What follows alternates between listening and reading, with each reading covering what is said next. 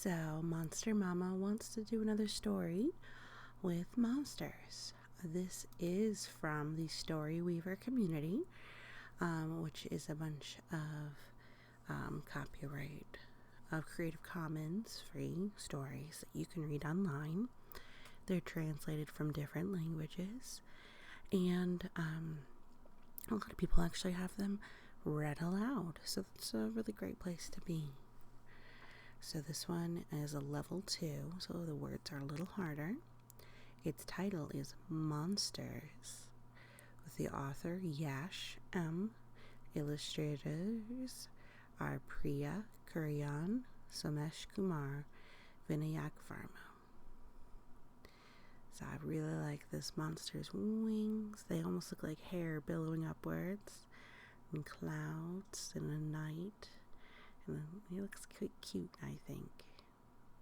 It's only 4 pages long, this one, so pretty short.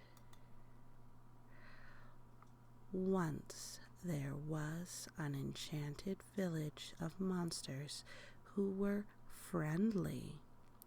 They had a golden goblet which the king's grandfather had collected when he was a young lad.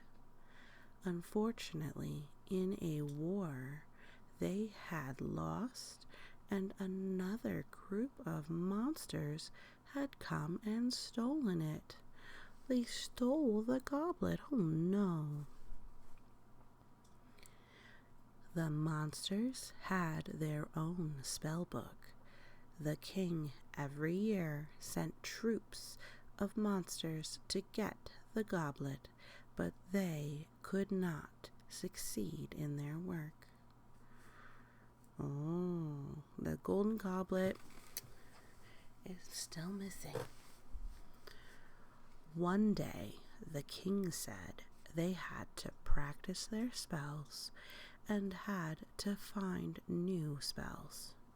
The spell book had exactly 3,478 spells, and all of them had been tried. So far, this is an interesting picture. So here's that looks like a dragon eating chili peppers, and a chili pepper monster who he's feeding chili peppers to. All right, 1 stormy night, 2, and then the number 2. Men of the same kingdom saw a monster from another kingdom was trying the fire spell called the Furzumvorion. The soldiers then took out their rusted guns with only 2 bullets. They shot the first one in the head and the other in the leg, so he couldn't think or walk. Goodness. They took off on their horses and reported this to the king. He was relieved to see a new spell and made every soldier try the same spell. The king sent 2 troops of monsters, one from the east and the other from the southeast.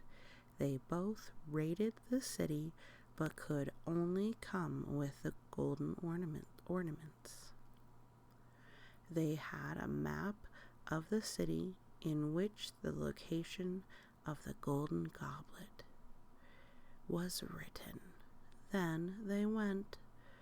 I think it's there. So he's breathing fire. And looks quite anxious too, doesn't he? I think he's sweating. Alright. Soon they reached their palace and went in search of the goblet. They found it in a room with full of soldiers. The 3 went on, so 10 soldiers each. One took the goblet and flew back to the castle. Outside was a raging war going on outside.